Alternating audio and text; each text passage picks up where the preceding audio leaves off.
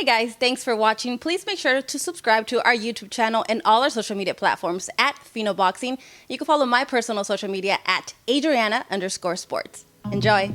A lot of people have released their pound for pound list. Many have Canelo Alvarez as number one. Yeah, I agree. Some don't. Do you believe that Canelo is the best fighter right now? I agree just because of his, I mean, you look at his record. You know, you see all the fighters that he's faced. You kind of had to give it to him for that reason. You know, he's won decisively each fight besides the Floyd Mayweather fight, where he learned a lot from. I think he became a better fighter from. That's when the star began. You know, stardom for him, because he was able to elevate his style and himself as a fighter. And but yeah, definitely I think that he's on top. For those organizations that are not putting or considering Canelo number one, what is it that you think that they're looking at, or they think that Canelo's missing, or what do you make of that?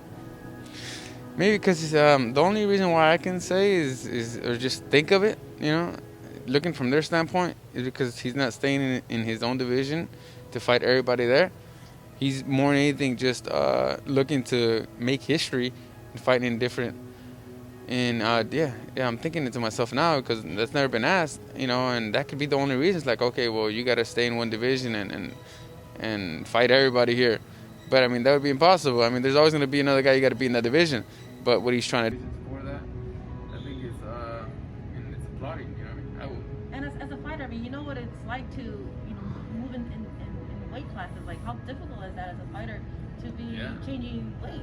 You have to have the right team behind you, and apparently he does. It's very difficult. Every fighter can admit that. All right.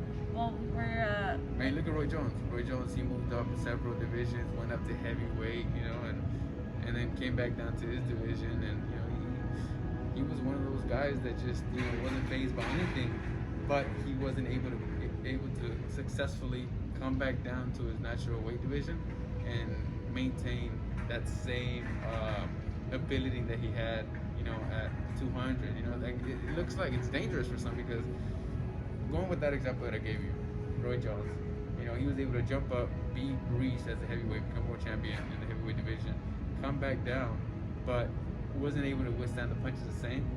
After coming down from heavyweight, it just makes you understand that it's not that easy to jump up and down. It's a science behind it. Speaking to Eddie Reynoso earlier, he said that they have their plan laid out of having fighting Abner Yildirim in February, Billy Joe Saunders in May, and then Caleb Plant in September.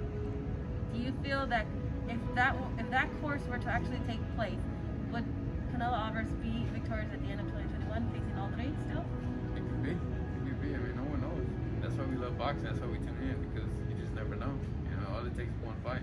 So you need to fight it per fight.